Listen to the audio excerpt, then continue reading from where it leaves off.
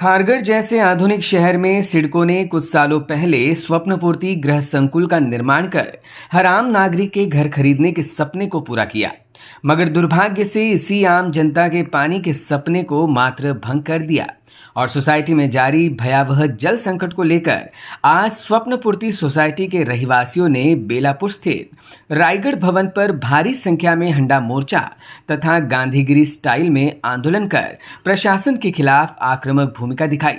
वहीं महिलाओं ने सिर पर हंडा रखकर सिडको प्रशासन के खिलाफ अपना रोष जाहिर किया। महिलाओं समेत तमाम रहवासियों ने सिडको प्रशासन के खिलाफ अपना आक्रोश व्यक्त करते हुए कहा कि सिडको ने स्वप्नपूर्ति गृह संकुल के नाम पर हमारे साथ छलावा किया है। उन्होंने कहा कि पास में मौजूद गगनचुंबी इमारतों में पानी की नदियां बह रही है, मगर स्वप्नपूर्ति सोसाइटी का पानी आखिर कहां जाता है। रहवासियों ने कहा कि अगर ऐसे ही हालात बने रहे तो यह आंदोलन और व्यापक होगा और इसके लिए सिर्फ सिडको ही जिम्मेदार होगी। स्वप्नपूर्ती कॉम्प्लेक्स तर्फे सर्व रहिवासी इथे जमा झालेले आहेत, महिला सुद्धा इथं आलेल्या आहेत। आमच्या भर पावसामध्ये पाण्याचे प्रश्न जे आहेत, आम्हाला सिडकोकडून पाणी मुबलक येतच नाही आहे। वारंवार आम्ही तक्रार करतो, हा दुसरा मोर्चा आहे आमचा। आमची एवढीच इच्छा आहे की जोपर्यंत जर तुमच्याकडे पाण्याचं जर नियोजन नसेल तर तुम्ही भविष्यातली घरं बंद करा, लोकांना परमिशन देऊ नका। पहिला आमची जी लोक राहत आहेत त्यांना तुम्ही पाण्याचं मुबलक पाणी द्या आणि नंतरच परमिशन द्या दुसऱ्या घरांना, तेव्हा कुठेतरी आमचे म्हणजे सामान्य प्रॉब्लेम सॉल्व्ह होते। आमचं म्हणणं हेच आहे की कारण की हा दुसऱ्यांदा मोर्चा आहे आणि हे लोक वारंवार आम्हाला फक्त यांना आज हा प्रॉब्लेम झालाय तो प्रॉब्लेम झालाय, यांच्याकडे व्यवस्थितपणे नियोजन नाहीये। एका ठिकाणी कुठलं तरी पाणी गेलं तरी खारघरचं पाणी जातंय, कळलं का?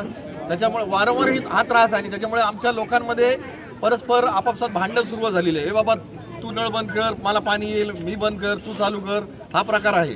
एकच विनंती आहे की जे आता आमच्या मुलांचं किंवा आमच्या माया बहिणींचं जे काय हाल चाललंय ते हाल आम्हाला बघवत नाही, स्वतःला बघवत नाही, आम्हाला बघवत नाही।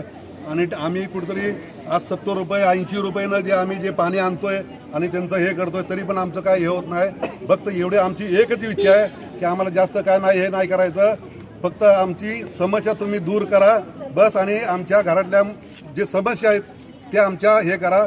हे दुसरं आंदोलन आहे आणि ह्याच्यापेक्षा आम्हाला आंदोलन करायला तुम्ही भाग पाडू नका, बस एवढीच आमची विनंती आहे। फक्त ज्या आमच्या माया बहिणी आता आलेत त्यांचा हाल तुम्ही करू नका, कारण त्यांचे घराघरात आमच्या भांडणं चाललेत। कारण 70 रुपयाने 80 रुपयाने एक पाण्याचा बाटला आम्ही आणतोय, त्यात किती माणसं भागणार? आणि ह्यांच्या घरात पाणी आहे, आज पॅराडाईज नवीन झाली, तिकडे सगळा पाण्याचा सुळसुळाट चालला आहे आणि आमच्याकडे पाणी नाही, मग आमचं पाणी जातं कुठं? हे ह्या लोकांनी आम्हाला ह्याचं उत्तर दिलं पाहिजे।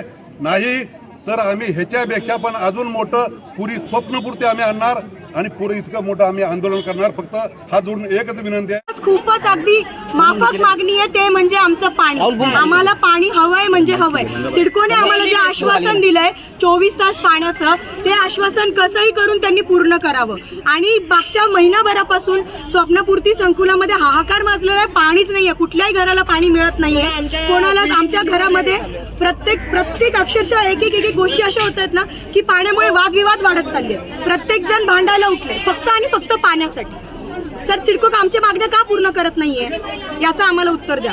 सर्वसामान्य लोक आहेत, आम्ही दोघांनी जॉब केल्याशिवाय त्याला गत्यंतर नसतं नवरा बायको।